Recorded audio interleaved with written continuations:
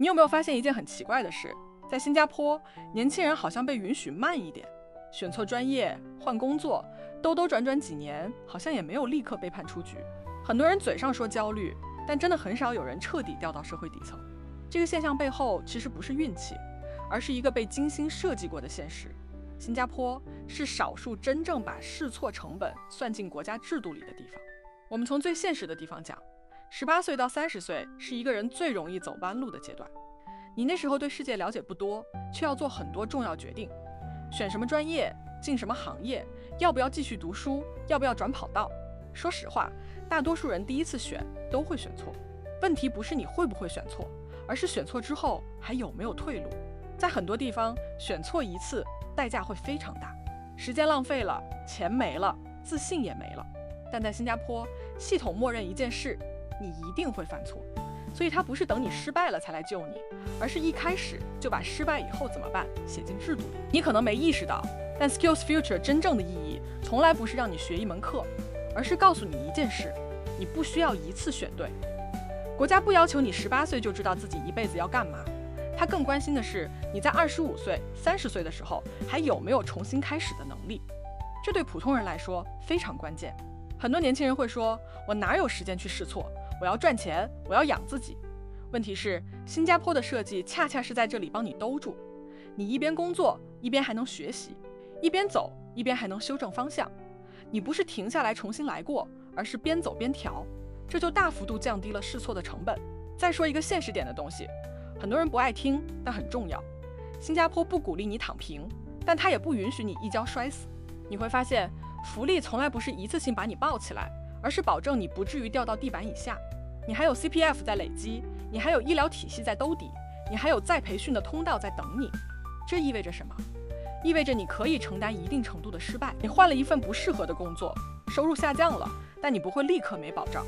你行业走下坡路了，还有技能转换的空间。你短暂失业了，也不会立刻被生活压垮。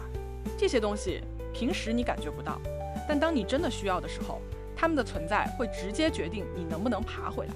很多人会把这种状态误解成新加坡对年轻人太宽松，其实完全相反。新加坡对结果要求很高，但对过程非常现实。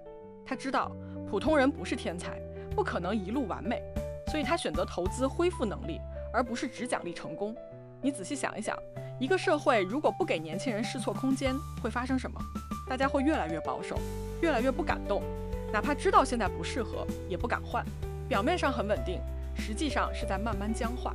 新加坡不想要这种结果，所以他宁愿你试、你错、你绕路，也不希望你被一次决定锁死。而且这种允许走弯路是有边界的，它不是纵容你什么都不做，而是只要你愿意继续往前走，系统就会配合你。你会发现，所有福利几乎都围绕一个核心：学习、工作，再出发。你不动，系统不会白养你；你一动，系统就开始给你加力。这也是为什么很多在新加坡长大的普通人，回头看自己20多岁，会发现一件事儿：当年那些看起来很狼狈的阶段，其实没有毁掉人生。你可能没赚到多少钱，没混得多好，但你也没有彻底失去未来。这不是个人能力多强，而是环境真的给了你缓冲带。所以这一集我想讲清楚一件事儿：新加坡真正给年轻人的福利，不是让你少努力，而是让你努力错了也还能继续努力。他把跌倒之后还能不能站起来当成一件比你跑得快不快更重要的事儿。如果你现在正在迷茫，正在怀疑自己是不是选错了，其实你可以稍微安心一点。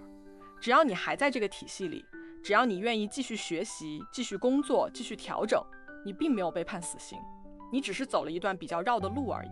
下一集我会跟你讲新加坡为什么对年轻人的失败这么冷静，以及他到底害怕什么样的失败。如果你愿意，也可以在评论区分享你人生第一次走弯路是在什么时候。你会发现你并不孤单。我是阿玲，我们下期见。